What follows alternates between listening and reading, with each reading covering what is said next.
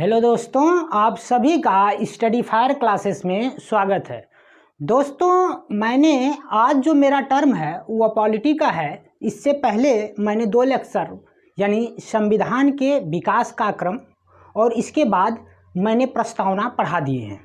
दोस्तों, आज जो लेक्चर मैं लेने जा रहा हूँ ये हमारा लेक्चर होगा, आप देखेंगे तो संविधान सभा की बात आज करेंगे हम। तो संविधान सभा की बात करेंगे कि आखिर ये संविधान सभा जो है, क्योंकि आप जानते हैं संविधान सभा ने संविधान का निर्माण किया है, तो आज संविधान सभा के बात करेंगे। लेकिन हम ये जानना चाहेंगे कि जो संविधान सभा है ये संविधान निर्माण के साथ साथ इसका दूसरा कोई और कार्य था। तो पहले आप इस बात को समझ लें। आइए, मैं इधर देखिए, मैंने संविधान सभा के कार्य लिखे हैं, पहले इस बात को समझ लीजिए। संविधान सभा का कार्य जो था, संविधान का निर्माण करना तो था ही, क्योंकि जब संविधान सभा संविधान के निर्माण का कार्य करती थी तो वह किसके देखरेख में काम होता था? वह डॉक्टर राजेंद्र प्रसाद के देखरेख में काम होता था। यानी अध्यक्षता किसकी थी? डॉक्टर राजेंद्र प्रसाद की अध्यक्षता में ये काम होता था। लेकिन वही संविधान सभा एक और काम करती थी, वह काम था संसद का। आप सोचेंगे ऐसे क्यों बोल रहे हैं, मैं इसके बारे में भी बताऊंगा। पहले आप ये इस बात को समझ लें कि वही संविधान सभा संसद का भी काम करती थी। और जब संसद की काम करती थी तो उस समय अध्यक्षता कर रहे थे जीबी मावलंकर, यानी आप सुने होंगे जिनका पूरा नाम है गणेश वासुदेव मावलंकर। ठीक है दोस्तों, क्यों ऐसा मैंने कहा? क्योंकि आप जानते हैं पहला संविधान संशोधन 1951 में होता है, जबकि आप देखेंगे तो जो आम चुनाव हुआ था वह 51-52 में हुआ था। ठीक है, और आप देखेंगे तो मैंने डेट लिख रखी है 13 मई 1952 को जो है संसद की पहली बैठक होती है, और संविधान संशोधन 1951 में भी हो गया। तो ये कैसे संभव हुआ? यह वही संसद की जो संविधान सभा वाली संसद थी। तो इस बात को आप याद रखें। ठीक है, आइए अब मैं चालू करता हूँ इधर से, क्योंकि ये एडिशनल जानकारी थी, आपको जानना जरूरी था। क्योंकि बहुत लोग यही जानते हैं कि जो संविधान सभा थी वह सिर्फ जो है संविधान निर्माण का काम करती है, लेकिन उसका 2 काम था। ठीक है, आइए अब इधर हम बात करते हैं कि संविधान सभा का जो निर्माण था वह किसके सिफारिश पर हुआ, या आप यह कह सकते हैं कि किसके संस्तुतियों पर हुआ। तो आप देखेंगे कैबिनेट मिशन के तहत जुलाई 1946 में संविधान सभा का निर्माण होता है। ठीक है, कब, किसके सिफारिश पर? तो कैबिनेट मिशन के तहत। कब? तो जुलाई 1946 में। ये जो कैबिनेट मिशन है ये पूछता है कि इसके सदस्य कौन कौन से थे। तो 3 सदस्य मैंने यहाँ नाम लिखा है। पहला सर स्टेफर्ड क्रिप्स, दूसरा लॉर्ड पेथिंग लॉरेंस, और तीसरा एबी अलेक्जेंडर। तो आपको ये नाम भी रखना है, हालांकि वो उतना इंपॉर्टेंट नहीं है, लेकिन फिर भी आप ये नाम याद रखें कि कैबिनेट मिशन के सदस्य ये 3 थे। ठीक है दोस्तों, जो ये संविधान सभा बनी थी तो इसमें कौन कौन से समुदाय के लोग और कौन कौन सी पार्टियां शामिल थीं? तो आप ध्यान से सुने, इसमें 3 समुदाय था। एक तो आप देखेंगे मुस्लिम समुदाय के लोग थे, दूसरा सिख समुदाय के लोग थे, और तीसरा साधारण लोग थे। उसमें सभी लोग मिला जुला, जो सभी तीनों ये समुदाय इसमें शामिल था संविधान सभा में। और अगर पार्टी की बात करें तो उस समय 2 पार्टियां, एक तो कांग्रेस थी आप जानते हैं, और दूसरा मुस्लिम लीग। ठीक है, अब आइए, अब ये इसके बाद आप आइए कि संविधान सभा के सदस्यों की संख्या कितनी थी। तो आप मैं बताऊंगा इसमें कौन कौन सा आता है पेपर में, वो चीज़ें मैं आपको हाईलाइट करूंगा, पर आप अभी पहले सुन लीजिए एक बार। संविधान सभा के सदस्यों की संख्या पूछे तो टोटल 389 थे। कितनी? 389। ये दोस्तों उस समय जब ये संविधान सभा बनी थी तो उस समय भारत की जनसंख्या लगभग 40 करोड़ थी। कितने? 40 करोड़। और प्रति 10 लाख पर एक व्यक्ति का चुनाव होता है, यानी एक व्यक्ति चुना जाता है। प्रति 10 लाख पर एक व्यक्ति चुना गया। ठीक है, तो आप इस चीज़ को ध्यान रखें कि कितने पर? प्रति 10 लाख पर एक व्यक्ति को चुना जाता है, और उस समय जनसंख्या लगभग 40 करोड़ थी, इसलिए वह संख्या लगभग आती है 389। ठीक है, आगे आइए, आप देखेंगे कि इसमें ब्रिटिश प्रांत था। ब्रिटिश प्रांत का मतलब समझ रहे हैं, जहाँ जहाँ अंग्रेजों का शासन था भारत में, वहाँ से कितने सदस्य थे? तो 292, यानी 292। ठीक है, और कमिश्नरी प्रांत थे, ये भी अंग्रेजों के अंतर्गत ही आता था एक तरह से। तो उस वहाँ कमिश्नरी प्रांत थे, 4 सदस्य थे। और ये जो 4 सदस्य थे वो कमिश्नरी प्रांत कौन कौन से थे? तो पहला आपको याद रखना है दिल्ली, दूसरा अजमेर, तीसरा कुर्ग, कुर्ग ये कर्नाटक वाला है, इस बात को याद रखें, और चौथा बलूचिस्तान, इस समय पाकिस्तान में है। तो ये 4 जो है कमिश्नरी प्रांत से 4 सदस्य लिए गए थे। और देसी रियासतें, भारत में आप जानते हैं बहुत सारी रियासतें थी। सरदार वल्लभ भाई पटेल का बहुत बड़ा योगदान है इन देसी रियासतों को मिलाने में। जो 2 देसी रियासतें थी, उन देसी रियासतों जहाँ पे राजा महाराजा जो राज करते थे, वहाँ से टोटल 93 सदस्य को चुना गया था। ठीक है, चुना क्या गया था, मनोनीत किया गया था। पर आप एक तरह से समझ सकते हैं, क्योंकि जो ब्रिटिश प्रांत के थे उनका लगभग निर्वाचित हुए थे, और जो देसी रियासत थे उन्हें मनोनीत किया गया था। तो आप ये दिमाग में रखिए कि 93 सदस्य। ठीक है, अब दोस्तों, अब यहाँ के बाद आगे जो मैं बताने जा रहा हूँ ये पेपर में बहुत बार पूछे गए हैं। आप ये देखेंगे, ये वाला जो पॉइंट है, ये वाला पॉइंट जो आप देख रहे हैं, ये वाला पॉइंट, ये संविधान सभा की पहली बैठक, संविधान सभा की पहली बैठक होती है। संविधान सभा की पहली बैठक जब होती है, तो संविधान सभा की पहली बैठक आप देखेंगे तो 9 दिसंबर 1946 को होती है। कब होती है? 9 दिसंबर 1946। और 9 दिसंबर 1946 को जब संविधान सभा की पहली बैठक होती है, तो उस बैठक की जो मुस्लिम लीग होता है उसका बहिष्कार कर देता है। और जब मुस्लिम लीग बहिष्कार कर देता है, यानी भाग नहीं लेता, तो उस समय जो ब्रिटिश प्रधानमंत्री, आप सुने होंगे चर्चिल का नाम, जिसने गांधी जी को अर्धनग्न फकीर कहा था, वही चर्चिल वह इस बात को कहता है, एक तरह से मजा लेते हुए या उपहास उड़ाते हुए, कि संविधान सभा ऐसी लग रही है, या संविधान सभा एक ऐसी बारात लग रही है जिसकी दुल्हन ही गायब है। तो यह स्टेटमेंट कौन कहा था? चर्चिल ने कहा था। इस बात को भी आप याद रखें। और आप देखेंगे जब संविधान सभा की पहली बैठक 9 दिसंबर 1946 को होती है, तो उस समय अस्थायी अध्यक्ष चुना जाता है सचिदानंद सिन्हा को। कौन? सचिदानंद सिन्हा। आप याद रखें, ये बहुत बार पूछ चुका है कि अस्थायी अध्यक्ष किन्हें चुना गया? सचिदानंद सिन्हा को, क्योंकि उस समय सबसे बुजुर्ग पर्सन सचिदानंद सिन्हा थे, तो उन्हीं को अध्यक्ष चुन लिया गया, लेकिन अस्थायी। इसके 2 दिन बाद, यानी 11 दिसंबर 1946 को दूसरी बैठक होती है, और उसमें डॉक्टर राजेंद्र प्रसाद को स्थायी रूप से अध्यक्ष चुना जाता है। तो जब अस्थायी पूछे तो सचिदानंद सिन्हा, और जब स्थायी पूछे तो आप कहेंगे डॉक्टर राजेंद्र प्रसाद। दोस्तों, इससे आगे आप बढ़ेंगे तो आएगा 2 दिन बाद और 13 दिसंबर 1946। 13 दिसंबर 1946 को जवाहरलाल नेहरू द्वारा उद्देश्य प्रस्ताव को पेश किया जाता है।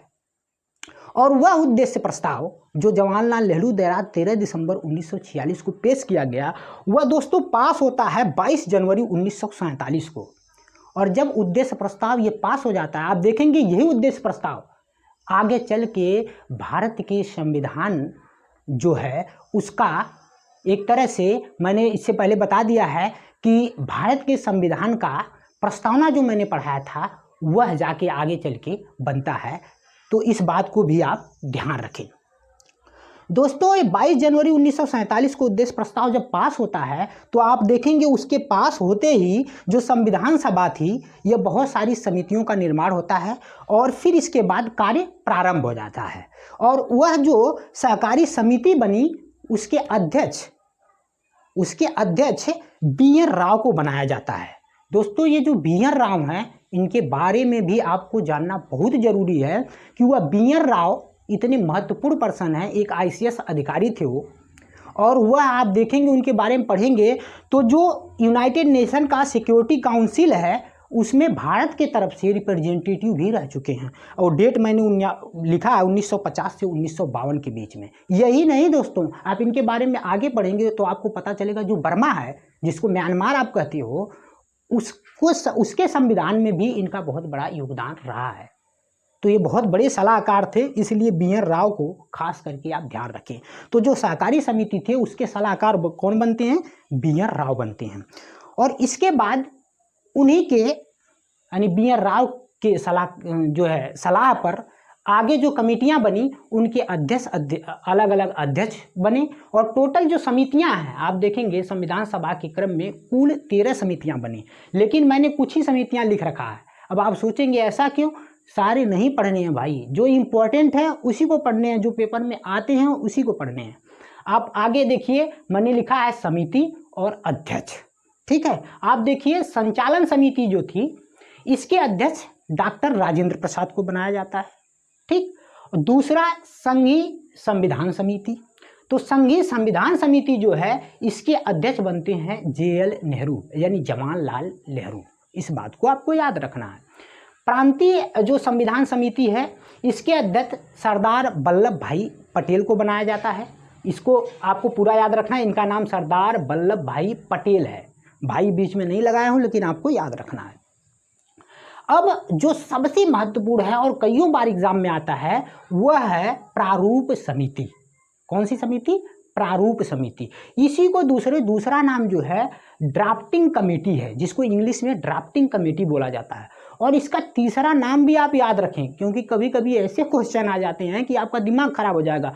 पांडुलेखन समिति भी इसे कहते हैं। अब कभी मान लीजिए आपने याद करके गए प्रारूप समिति या ड्राफ्टिंग कमेटी और आ गया पांडुलेखन समिति के अध्यक्ष को, तो बस आपका दिमाग खराब हो जाएगा। इसलिए आपको तीनों याद रखना है कि तीनों के अध्यक्ष, तीनों नाम एक ही है और उनके अध्यक्ष कौन थे? BR अम्बेडकर। और आप देखेंगे जो प्रारूप समिति है यह बहुत महत्वपूर्ण समिति है, क्योंकि इसमें टोटल 7 सदस्य थे। कितने? 7 सदस्य। और उन 7 सदस्यों की ये जो कमेटी बनी थी इसका बहुत बड़ा योगदान रहा है, क्योंकि आप देखेंगे तो संविधान के निर्माण में जो अंतिम रूपरेखा है इसी समिति के द्वारा तैयार किया गया। तो इस बात को भी आप याद रखें। और अध्यक्ष कौन है? BR अम्बेडकर हैं। अब संघ शक्ति समिति की बात करेंगे तो जवाहरलाल नेहरू इसके अध्यक्ष हैं। और आगे मौलिक अधिकार एवं अल्पसंख्यकों संबंधित परामर्श समिति जो थी उसके अध्यक्ष सरदार वल्लभ भाई पटेल हैं। और आपको अब देखिए, ये तो मैंने बता दिया कि जो समितियां थी उनके अध्यक्ष कौन कौन थे। आप पढ़ेंगे कि 26 नवंबर 1949 ईस्वी को जो हमारा संविधान था वह आंशिक रूप से, पूर्ण रूप से नहीं, आंशिक रूप से लागू हो गया या पारित किया गया या अंगीकृत किया गया, आप ऐसे कह सकते हैं, ठीक है। इसको पारित भी बोल सकते हैं, उसी का दूसरा मतलब अंगीकृत भी है। इस बात को आप ध्यान रखें। अब दोस्तों जब 26 नवंबर 1949 ईस्वी को ये पारित हुआ तो उस समय ये पूछता है कि कितने अनुच्छेद लागू हुए थे, तो किसी बुक में 15 लिखा है, किसी बुक में 16 भी लिखा है। तो आपको 15-16 दोनों याद रखने हैं। अब जब आएगा पेपर में तो आप ऑप्शन के अकॉर्डिंग लगा सकते हैं, क्योंकि जो जानकार होते हैं वो दोनों ऑप्शन में नहीं देंगे। इस बात को याद रखिए। वैसे आप 15 अनुच्छेद याद रखें, क्योंकि जो आप पढ़ेंगे 394 अनुच्छेद है वो अभी इसी में शामिल था, क्योंकि 394 अनुच्छेद जो है उसी में कहा गया है कि 26 नवंबर 1949 ईस्वी को जो हम लागू कर रहे हैं 15 अनुच्छेद, आगे जब पूर्ण रूप से संविधान हमारा लागू होता है, जो कि 26 जनवरी 1950 को लागू हुआ है, तब जो है यह कंप्लीट, यानी जितने हमारे अनुच्छेद हैं, अनुसूची हैं, सब के सब कंप्लीटली लागू होंगे। यह बात 394 अनुच्छेद में कही गई है। इसलिए कभी कभी इसको 15 की जगह 16 भी अनुच्छेद गिन लिया जाता है। दोस्तों आप देखेंगे तो उस समय 284 व्यक्तियों ने हस्ताक्षर किए थे, आप इसको भी याद रख सकते हैं। और मैंने बताया कि मात्र 15 अनुच्छेद लागू थे। लेकिन आप देखेंगे जब पूर्ण रूप से हमारा संविधान लागू हुआ 26 जनवरी 1950 को, तो उस समय टोटल अनुच्छेद 395, कितने? 395 अनुच्छेद। आप अनुसूची देखेंगे तो मात्र अनुसूचियां 8 थी और भाग देखेंगे तो टोटल 22 भाग हैं। लेकिन बाद में क्या हुआ, अनुसूची बढ़ गई, तो बाद में पता चला कि 395 अनुच्छेद हैं, 22 भाग हैं और 12 अनुसूची हैं। इसको याद रखना। ये जो लाइन आप देख रहे हैं ना, ये लाइन यानी 395 अनुच्छेद, 22 भाग और 12 अनुसूची, इसको मुख्य रूप से याद रखना है, क्योंकि ज़्यादातर यही देता है पेपर में। लेकिन अब दोस्तों अब जो है उसी में क ख ब इस तरह से जोड़ जाड़ के टोटल अब जो है 470 अनुच्छेद हो गए हैं। कितने? 470 अनुच्छेद। और भाग देखेंगे आप तो 25 हो गए हैं। कितने? 25 भाग हो गए हैं। और आप अनुसूचियां देखेंगे तो 12 ही हैं। इसलिए भाग आप 25 याद रखें या न रखें, लेकिन ये वाला लाइन यानी 395 अनुच्छेद, 22 भाग और 12 अनुसूचियां याद रहना चाहिए, क्योंकि जनरली कोई पेपर बनाता है तो यही अभी भी पूछता है, इसमें 470 उत्तर नहीं पूछता है, इसलिए आपको नहीं याद रखना। लेकिन पेपर में एक बार ये 25 भाग आ गया है, इसलिए मैंने इसको भी लिख दिए। ठीक है दोस्तों, इस बात को आपको ध्यान रखना है। दोस्तों इसमें बहुत सारी डिटेल्स मैंने लिख नहीं पाए हैं, जो मैं बोल दे रहा हूं आपको याद रखना है। जब संविधान सभा द्वारा संविधान को बनाया गया तो संविधान के बनने में कुल खर्च दोस्तों आप नोट कर लें, 63 लाख, याद करें 63,96,729 रुपये खर्च हुए थे। कितना? 63,96,729 रुपये। और हमारा संविधान कितने दिन में बन के तैयार हुआ था? तो आपको याद रखना है कितने? 2 साल 11 महीने 18 दिन में। 2 साल 11 महीने 18 दिन में, इस बात को भी याद रखना है। दोस्तों बहुत सारी बातें और भी हैं, इन चीज़ों को मैं बताते चल रहा हूँ, आप ध्यान दें। देखिए कुछ शब्द यानी कुछ बातें बोली गई। पहले तो ये समझिए कि B.R. अम्बेडकर का बहुत बड़ा योगदान इसमें रहा है, और B.R. अम्बेडकर की 2 पुस्तकें हैं, उनको भी अभी आप याद रखिए। 2 पुस्तक वो कौन कौन सी हैं? तो एक पुस्तक है थॉट्स ऑन पाकिस्तान, क्या? Thoughts on Pakistan. और दूसरी पुस्तक है हिंदू धर्म की पहेलियाँ, क्या? हिंदू धर्म की पहेलियाँ। तो पूछे कोई आपसे कि हिंदू धर्म की पहेलियाँ या थॉट्स ऑन पाकिस्तान, इन दोनों पुस्तक के लेखक कौन है? तो आप कहेंगे B.R. अम्बेडकर, क्योंकि बहुत सारी चीज़ें लिखना बड़ा मुश्किल होता है दोस्तों, कुछ चीज़ें आपको याद करना पड़ेगा। इतना आदि नहीं होने की सारी चीज़ छाप लें, समझ रहे हैं? तो आपको बहुत ज़्यादा जो है कि टेंशन नहीं लेने हैं, पर ये चीज़ें हैं कि कुछ चीज़ें आपको याद रखनी पड़ेंगे। अब दोस्तों कुछ स्टेटमेंट हैं, इन स्टेटमेंट को भी याद रखना है, क्योंकि कभी कभी वनडे एग्जाम में ऐसे पूछ देता है कि यह स्टेटमेंट किसके द्वारा बोला गया। तो आप देखेंगे मैंने चर्चिल के बारे में बताया था। चर्चिल ने संविधान सभा को बोला था कि यह एक जाति की संस्था है। तो पूछे कि यह स्टेटमेंट किस व्यक्ति का है कि संविधान सभा एक जाति की संस्था है? तो आप कहेंगे चर्चिल ने बोला था। ये वही चर्चिल है जिसने महात्मा गांधी को अर्धनग्न फकीर कहा था। ये वही चर्चिल है जिसने जब मुस्लिम लीग ने प्रथम बैठक जो संविधान सभा की 9 दिसंबर 1946 को हुई थी, वो जब मुस्लिम लीग बहिष्कार कर देता है तो ये कहता है संविधान सभा तो ऐसी बारात लग रही है जैसे लग रहा है कि इसकी दुल्हन ही गायब है। तो इस बात को भी याद रखना है। और दोस्तों अगला है कि यह व्यक्ति कौन था जिसने यह बोला था कि जो संविधान सभा है वह हिंदुओं की संस्था है? तो यह बात बोलने वाला है लॉर्ड साइमन। लॉर्ड साइमन ने क्या बोला था कि जो संविधान सभा है यह हिंदुओं की संस्था है। तो इस बात को भी आप याद रखें। दोस्तों एक हैं के.बी. राव। के.बी. राव ने B.R. अम्बेडकर, चूँकि बहुत ज़्यादा इनका योगदान रहा है, आप जानते हैं ड्राफ्टिंग कमेटी, या हमने इसी को पांडुलेखन समिति, या हमने इसी को जो है प्रारूप समिति बोला, इसके अध्यक्ष थे। और प्रारूप समिति में टोटल 7 सदस्य थे और उनका योगदान भी बहुत बड़ा रहा है। इसलिए जो के.बी. राव हैं वो B.R. अम्बेडकर को कहते हैं कि यह जनक ही नहीं है, संविधान सभा के निर्माता ही नहीं है, बल्कि माता और पिता दोनों हैं, यानी जनक और जननी दोनों हैं। इस बात को आपको याद रखना है। मैंने ये लिख रखा है, जनक ही नहीं बल्कि जननी भी हैं, यानी माता पिता दोनों हैं। ये कौन कहा था? तो के.बी. राव ने कहा था। किसको कहा था? B.R. अम्बेडकर जी को कहा था। इस बात को आपको याद रखना है। दोस्तों जो अगला है आप देखेंगे ये भी बातें कहीं ना कहीं पूछा जा सकता है, इसलिए मैंने इसको नोट किए हैं। आप बहुत बढ़िया से इसको याद करना है कि जो अनुसूचित जनजाति थी उसकी संख्या संविधान सभा में 33 थी। कितने? 33 थी। और जो महिलाओं की जो संख्या थी इसमें टोटल महिलाओं की संख्या 15 थी, और जिसमें 15 महिलाओं में से मात्र 1 मुस्लिम महिला थी। ठीक है, मात्र 1 मुस्लिम महिला। तो इस बात को भी आप याद रख सकते हैं। दोस्तों ये बातें आपको मैंने मोटा मैंने बताए हैं। इसमें से जो महत्वपूर्ण बहुत ज़्यादा हैं, आपको एक तो याद रखने हैं ये वाला, यानी ये जो वैल्यू है 389, ये याद रखने हैं कि संविधान सभा में सदस्यों की संख्या और संविधान सभा की पहली बैठक कब हुई, या बहुत बार पूछा है, तो इसको भी आपको याद रखने हैं ये चीज़ें, ठीक है, कि 9 दिसंबर 1946 को हुई। और ये पूछा है कि अस्थायी अध्यक्ष के बारे में, तो आपको याद रखना है कि अस्थायी अध्यक्ष जो है चुना गया था सच्चिदानंद सिन्हा को। दूसरी बैठक 11 दिसंबर 1946 को होती है, तो ये भी पूछ चुका है। और स्थायी अध्यक्ष किन्हें चुना जाता है, तो आप देखेंगे कि ये चुना जाता है डॉक्टर राजेंद्र प्रसाद को।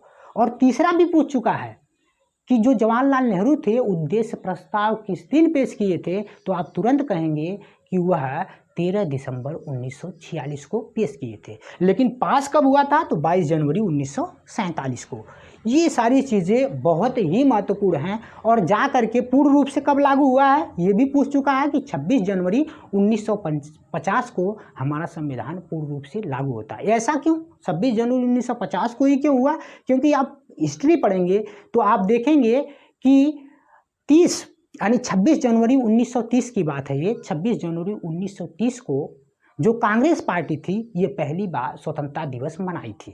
तो यह चाहती थी कांग्रेस पार्टी कि इसी डेट को हम संविधान, जो हमारा संविधान पूर्ण रूप से लागू हो वो इसी डेट को हो, इसीलिए 26 जनवरी 1950 को पूर्ण रूप से लागू हुआ। क्योंकि बन तो गया था, आप देखेंगे तो बनने के लिए 26 नवंबर 1949 को बन गया था, लेकिन लागू हुआ 26 जनवरी 1950 को। तो इसका कारण वही है कि हमने बताया कि 26 जनवरी 1930 को कांग्रेस ने, आप देखेंगे तो उसने आज़ादी दिवस मनाई थी, उसी बेस पे ये डेट चुना गया।